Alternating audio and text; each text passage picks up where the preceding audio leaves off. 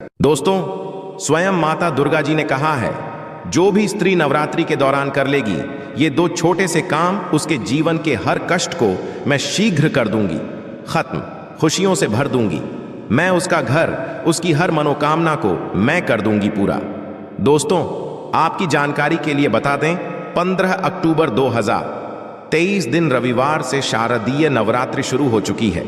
इसका जो समापन होगा वो 23 अक्टूबर दिन सोमवार को होगा। इस बार शारदीय नवरात्रि पूरे 9 के 9 दिन की होगी, ना एक दिन कम ना एक दिन ज्यादा। दोस्तों, हमारे हिंदू धर्म में शारदीय नवरात्रि का अपने आप में एक विशेष और खास महत्व होता है। वैसे तो एक साल में 4 नवरात्रियां पड़ती हैं और हर नवरात्रि में माता दुर्गा जी स्वर्ग से धरती पर वास करने आती है, परंतु शारदीय नवरात्रि में माता दुर्गा जी हाथी पर वास करके धरती पर वास करने आती है। ध्यान रखिएगा, वेद पुराण में साफ साफ लिखा हुआ है, जब भी माता रानी जी धरती पर वास करने आती है, उन्होंने सिंह को वाहन के रूप में ना लेकर के हाथी को अपने वाहन के रूप में लिया हुआ है। तो ये धरती के लिए बहुत ही शुभ संकेत होता है और ऐसा समय भक्तों के जीवन में खुशहाली लेकर के आता है। दोस्तों, एक साल में 4 नवरात्रियां पड़ती है, परंतु हमारे हिंदू धर्म में नवरात्रि सबसे ज्यादा फलदायी नवरात्रि होती है, क्योंकि इस दौरान माता रानी जी बहुत ही ज्यादा प्रसन्न मुद्रा में होती है, अपने दोनों हाथों से अपने भक्तों पर कृपा बरसाती है और शारदीय नवरात्रि के दौरान की गई पूजा साधना क्रिया कभी भी खाली नहीं जाती है।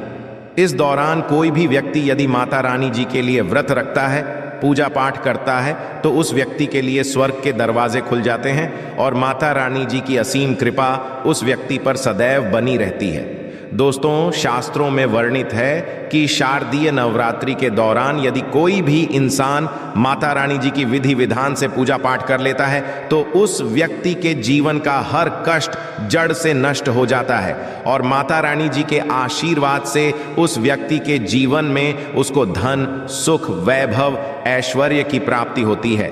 दोस्तों, हमारे शास्त्रों में, हमारे वेद पुराणों में माताओं के लिए, बहनों के लिए शारदीय नवरात्रि के दौरान कुछ ऐसे उपायों के बारे में बताया गया है जो यदि माताएं, बहनें शारदीय नवरात्रि के दौरान सही मुहूर्त पर विधि विधान से कर लें, जिसके बारे में आज के इस वीडियो में हम आपको बताने जा रहे हैं, तो ऐसी महिलाओं को, ऐसी कन्याओं को शीघ्र ही माता रानी जी का वो वरदान और वो आशीर्वाद मिल जाता है, जिसके पश्चात उनके जीवन के हर प्रकार की परेशानी खत्म हो जाती है और माता रानी जी के आशीर्वाद से उनके जीवन में अपार खुशियां ही खुशियां आती हैं।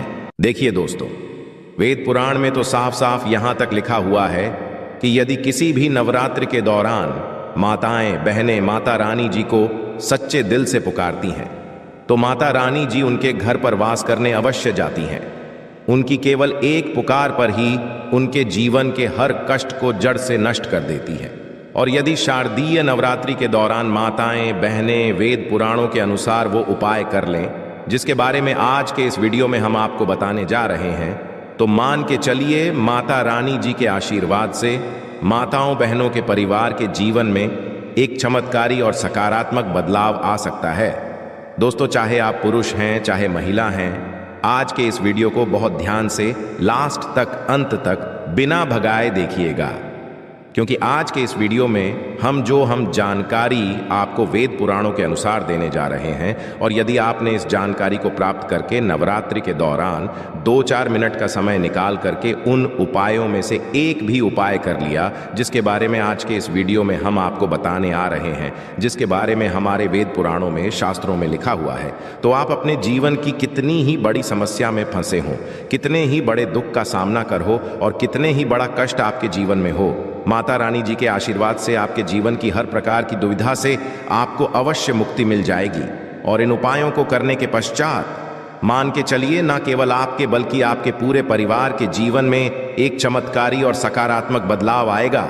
फिर हम आपको इस वीडियो में बताएंगे कि नवरात्रि के दौरान वो कौन सी ऐसी 2 चीजें हैं जो यदि किसी भी घर की महिला कन्या कर लेगी तो मान के चलिए माता रानी जी की असीम कृपा उस महिला पे, उस कन्या पर सदैव बनी रहेगी। माता रानी जी के आशीर्वाद से वह महिला, वह कन्या अपने जीवन के हर प्रकार के कष्टों से मुक्ति और इसके जीवन में माता रानी जी के आशीर्वाद से उसको भौतिक सुखों की प्राप्ति होगी।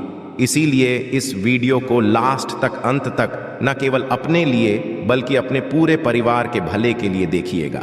और यदि आप चाहते हैं कि माता रानी जी की कृपा सदैव आप पे और आपके परिवार पर बनी रहे, माता रानी जी के आशीर्वाद से आपके जीवन में धन की वर्षा हो और आपको कभी भी अपने जीवन में किसी भी प्रकार की परेशानी का सामना न करना पड़े, माता रानी जी की कृपा से आपके घर की बरकत हो, आपके घर की उन्नति हो, तो दोस्तों पूरी सच्ची श्रद्धा और पूरे विश्वास के साथ कमेंट बॉक्स में जाइए और शीघ्र नारा लगा दीजिए, जय माता दी, जय माता रानी जी की। और यदि आप माता रानी जी के सच्चे भक्त हैं तो इस वीडियो को लाइक करना मत भूलिएगा और एक काम कीजिएगा, कमेंट बॉक्स में अपनी राशि भी डाल दीजिएगा। आपकी राशि के अनुसार कोई भी ऐसा उपाय होगा जो शारदीय नवरात्रि के दौरान आप करके लाभ पा सकते हैं, वो आके हम आपके कमेंट के रिप्लाई में बता देंगे। परंतु आपसे हाथ जोड़ करके निवेदन था, वीडियो लाइक करना मत भूलिएगा। तो यदि आप महिला हैं, यदि आप कन्या हैं, तो कुछ ऐसी गलतियां हैं जो वेद पुराणों के अनुसार आपको शारदीय नवरात्रि के दौरान भूल कर भी नहीं करना चाहिए, वरना माता रानी जी आपसे रुष्ट हो जाएंगी और कभी भी आपके घर पर वास करने नहीं आएंगी। तो वो कौन सी गलतियां हैं जो आपको शारदीय नवरात्रि के दौरान नहीं करनी चाहिए? तो सबसे पहले तो आप इस बात का ध्यान रखिएगा, यदि आप अपने घर पर कलश स्थापना करने जा रही हैं, यदि आप अपने घर पर माता रानी जी के लिए अखंड ज्योति जलाने जा रही हैं, या आप माता रानी जी के लिए चौकी लगाने जा रही हैं, तो इस बात का ध्यान रखिएगा, कभी भी माता रानी जी की अखंड ज्योति को बुझने मत दीजिएगा। दूसरा, यदि आप कलश स्थापना करने जा रही हैं तो जटा वाले नारियल का प्रयोग कीजिएगा जिसमें पानी होता है।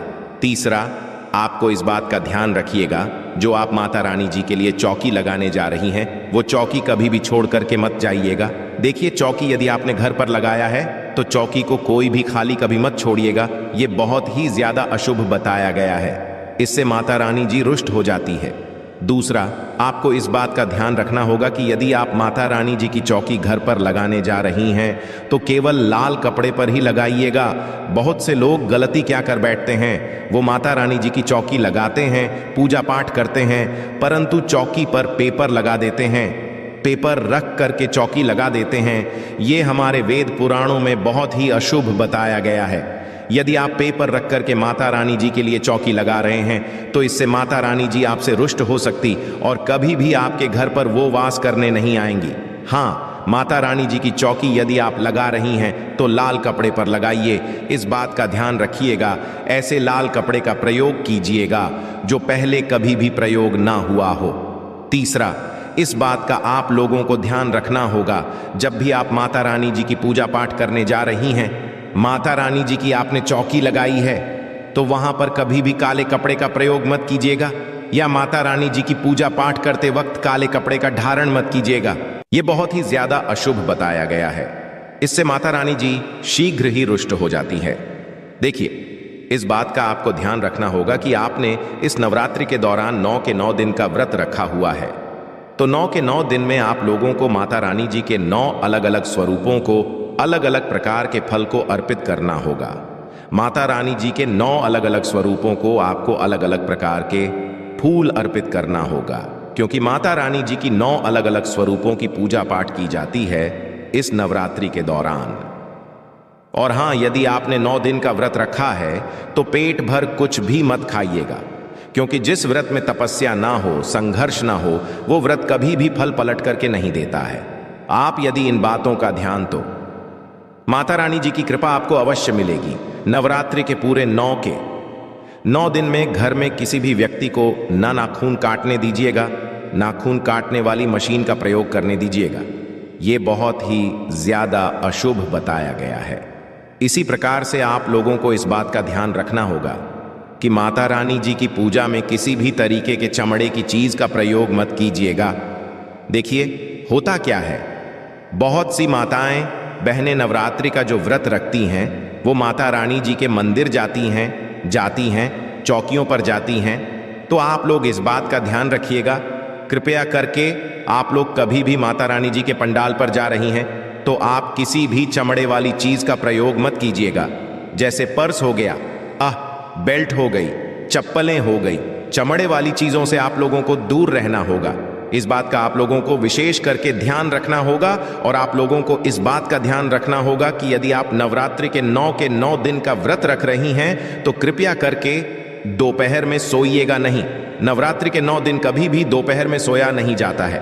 यदि आपने व्रत रखा है तो ये कुछ ऐसी बातें हैं जिनका यदि आप लोग विशेष करके ध्यान रखेंगी तो आपके जीवन में आपको किसी भी प्रकार की परेशानी का सामना नहीं करना पड़ेगा और माता रानी जी की आपको कृपा भी मिलेगी। आपके व्रत का पलट करके आपको करोड़ों गुना लाभ मिलेगा।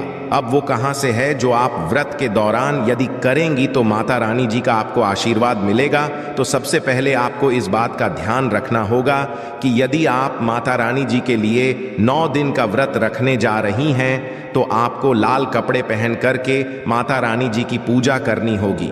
देखिए, माता रानी जी को लाल रंग बहुत ही प्रिय है। यदि लाल रंग का प्रयोग करते हुए आप माता रानी जी की पूजा पाठ करेंगी तो आपकी पूजा सिद्ध भी हो जाएगी और आपका पूजा का पलट करके आपको करोड़ों गुना लाभ मिलेगा। दूसरा, आपको इस बात का विशेष करके ध्यान रखना होगा, जब भी आप माता रानी जी के लिए पूजा पाठ करने जा रही हो तो पूजा पाठ करने से चौकी के पास थोड़े से गंगा जल का छिड़काव कर दीजिएगा। गंगा जल का छिड़काव करने के पश्चात ही माता रानी जी की पूजा पाठ कीजिएगा। ये बहुत ही ज्यादा शुभ बताया गया है। तीसरा, यदि आप माता रानी जी की पूजा में माता रानी जी को लाल गुड़ल का फूल अर्पित करती हैं तो ये बहुत शुभ बताया गया है। देखिए, लाल गुड़ल का फूल जो होता है वही एक ऐसा फूल होता है जो माता रानी जी के 9 अलग अलग स्वरूपों को एक साथ अर्पित किया जा सकता है। तो माता रानी जी की पूजा में यदि आप लाल गुड़ल के फूल का प्रतिदिन उनको अर्पित कर रही हैं तो माता रानी जी के 9 अलग अलग स्वरूपों का आपको आशीर्वाद मिलेगा। देखिए, यदि आप अपने व्रत के दौरान में सीताफल का प्रयोग करेंगे तो इससे माना जाता है कि माता सीता जी का आपको असीम आशीर्वाद मिलता है और माता रानी जी को यदि आप सीताफल अर्पित करेंगी तो इससे भी आपको माता रानी जी का आशीर्वाद मिलेगा। तो ये कुछ ऐसी चीजें थीं जिनका आपको ध्यान रखना है और नवरात्रि के दौरान करना है और आपको माता रानी जी का आशीर्वाद भी मिलेगा, वरदान भी मिलेगा और आपके जीवन में आप बहुत खुश रहेंगे।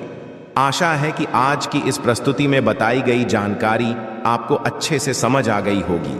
वीडियो अच्छा लगा हो तो एक लाइक अवश्य कर दें। धन्यवाद वीडियो के अंत तक बने रहने के लिए।